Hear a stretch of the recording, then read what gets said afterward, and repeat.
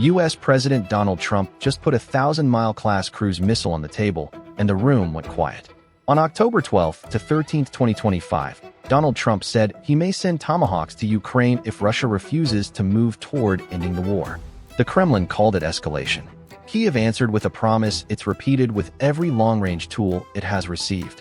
Only military targets. The question is not whether a single weapon wins a war.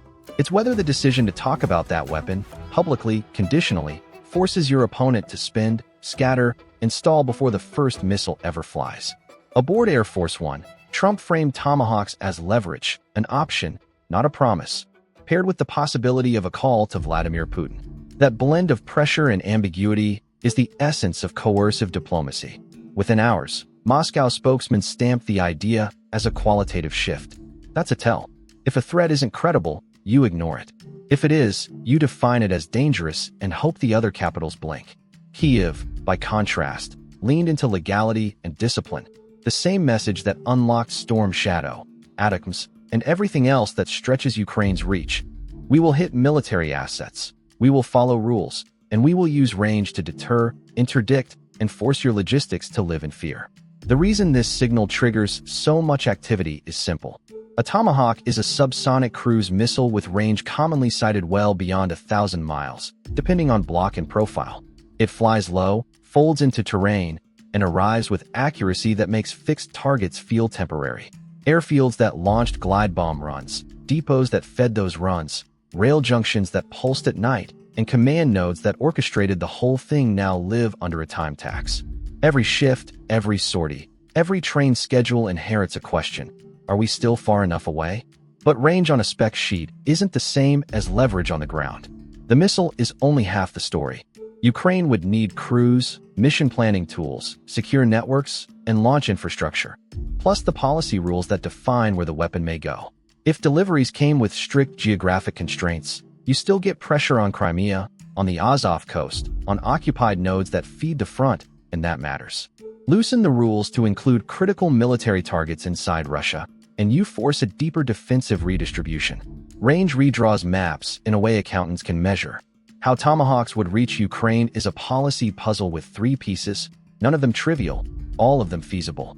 The most direct path is a U.S. transfer, foreign military sales, or a drawdown package, with explicit conditions baked into the paperwork, where the missiles can hit, who participates in planning, how end use is monitored, and what happens if lines are crossed.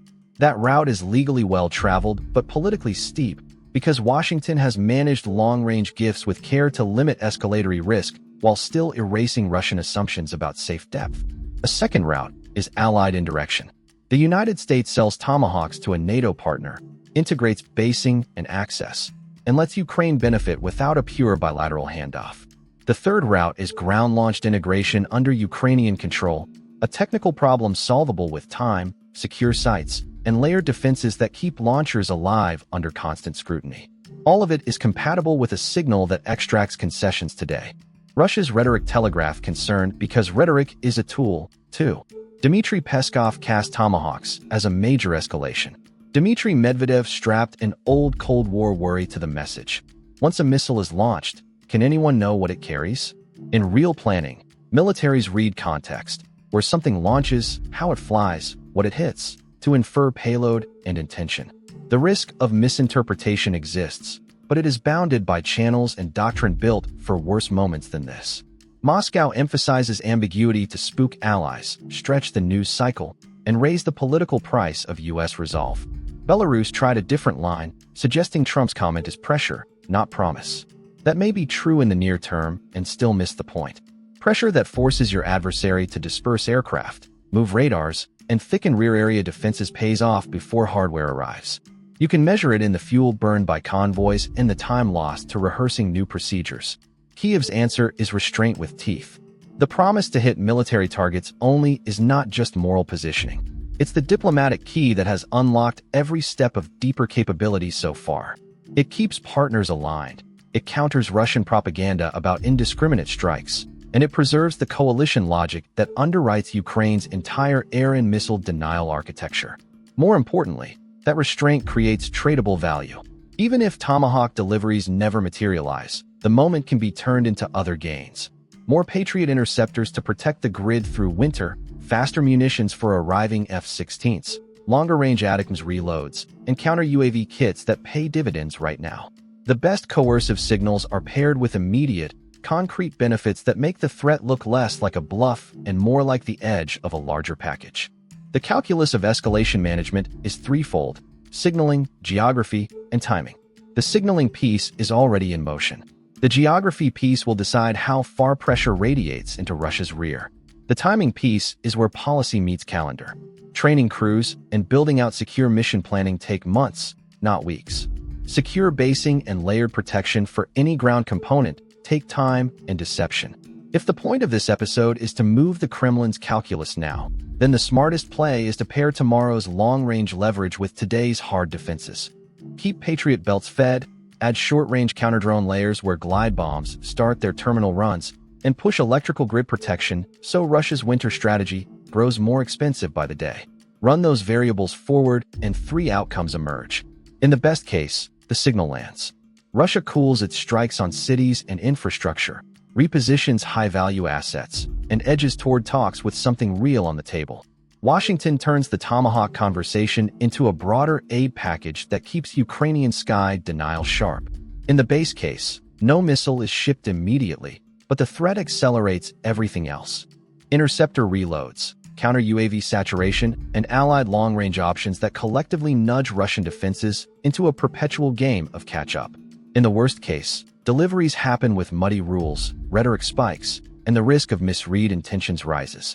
Even then, clear declaratory policy and established channels keep a bad moment from becoming a cascade. None of this happens in a vacuum.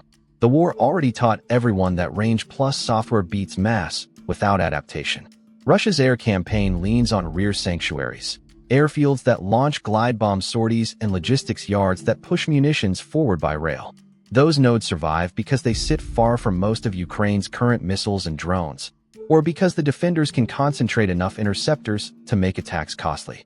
Add credible Tomahawk risk, even as a maybe, and the defender now has to defend everything, everywhere, at once.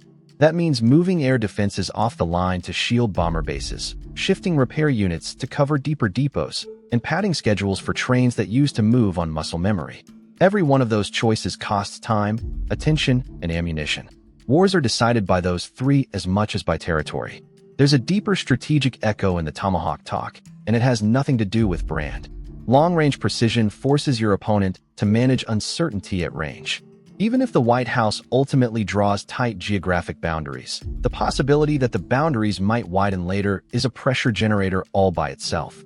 Planners in Moscow must budget against futures they do not control. Insurers adjust premiums for facilities that used to live outside the envelope and now sit near it. Commanders rehearse dispersal plans because someday, maybe soon, they'll need them. Leverage in a long war isn't just about what you fire. It's about the actions you make the other side take because you could fire. Skeptics will ask whether this is bluff wrapped in bravado. That's fair. The record shows Washington has managed escalatory risk by phasing capability and clarifying use cases over time. It's also true that every time a new range band appeared, HIMARS, Storm Shadow, ATACMS, the sky did not fall. Instead, Russia adapted by hardening, dispersing, and moving deeper, trading efficiency for survivability. Ukraine adapted by learning faster, fusing targeting data better, and using each new tool to open the next door. A Tomahawk conversation slots neatly into that pattern. Signal, condition, deliver piece by piece, and convert the debate itself into tangible advantages along the way. For Ukraine, the opportunity is obvious. Make the most disciplined case possible. Keep the coalition focused on legal target sets, and demonstrate that every increment of range translates into real, measurable effects. Fewer glide bomb sorties from key bases, disrupted rail flows into specific sectors, longer turnaround times for bomber units that used to operate with impunity.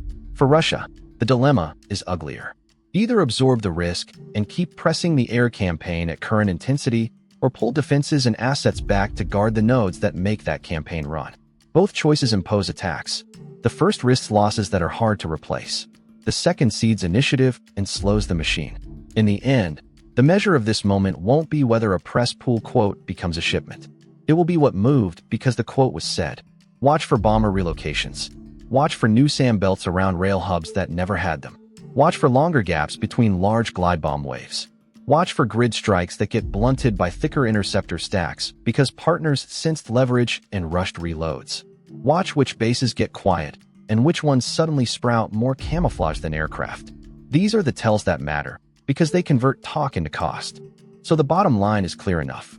The Tomahawk card has been placed on the table as a conditional threat. That, by itself, raises the Kremlin's bill and widens Kyiv's bargaining space. Strict rules would narrow the effect but not erase it. Broader rules would bend the strategic map deeper into Russia's rear.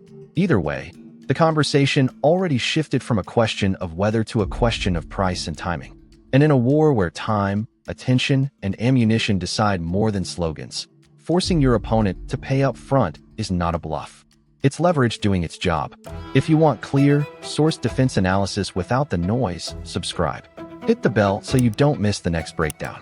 Like and share to keep this conversation moving.